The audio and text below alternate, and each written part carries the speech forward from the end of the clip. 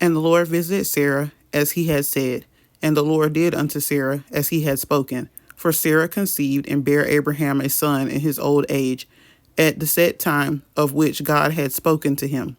And Abraham called the name of his son that was born unto him, whom Sarah bare to him, Isaac.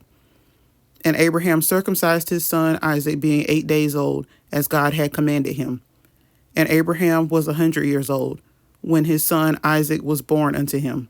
And Sarah said, God hath made me to laugh, so that all that hear will laugh with me.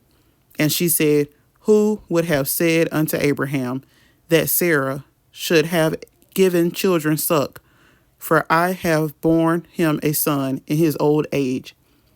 And the child grew, and was weaned. And Abraham made a great feast the same day that Isaac was weaned. And Sarah saw the son of Hagar, the Egyptian, which she had borne unto Abraham, mocking. Wherefore she said unto Abraham, Cast out this bondwoman and her son, for the son of this bondwoman shall not be heir with my son, even with Isaac.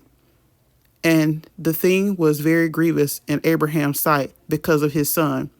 And God said unto Abraham, Let it not be grievous in thy sight because of the lad, and because of thy bondwoman, and all that Sarah hath said unto thee, hearken unto her voice.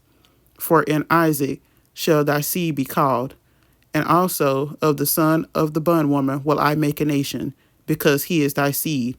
And Abraham rose up early in the morning, and took bread and a bottle of water, and gave it unto Hagar, putting it on her shoulder and the child, and sent her away. And she departed and wandered in the wilderness of Beersheba. And the water was spent in the bottle, and she cast the child under one of the shrubs. And she went and sat her down over against him a good way off, as it were a bow shot. For she said, Let me not see the death of the child. And she sat over against him, and lifted up her voice, and wept. And God heard the voice of the lad, and the angel of God called to Hagar out of heaven, and said unto her, What aileth thee, Hagar? Fear not, for God hath heard the voice of the lad where he is. Arise, lift up the lad, and hold him in thine hand, for I will make him a great nation. And God opened her eyes, and she saw a well of water. And she went and filled the bottle with water, and gave the lad drink. And God was with the lad, and he grew, and dwelt in the wilderness, and became an archer. And he dwelt in the wilderness of Paran, and his mother took him a wife out of the land of Egypt. And it came to pass at that time that Abimelech and Phicol, the chief captain of his host, spake unto Abraham, saying, God is with thee in all that thou doest. Now therefore swear unto me here by God, that thou wilt not deal falsely with me, nor with my son, nor with my son's son.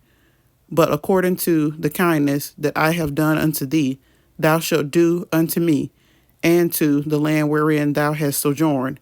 And Abraham said, I will swear. And Abraham reproved Abimelech because of a well of water, which Abimelech's servant had violently taken away.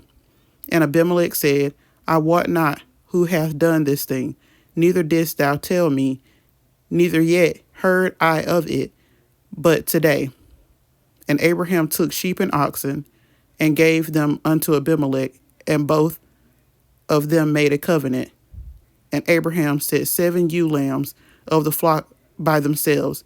And Abimelech said unto Abraham, What mean these 7 ewe lambs which thou hast set by themselves? And he said, For these 7 ewe lambs shalt thou take of my hand, that they may be a witness unto me that I have digged this well. Wherefore he called this place Beersheba, because there they swear both of them. Thus they made a covenant at Beersheba.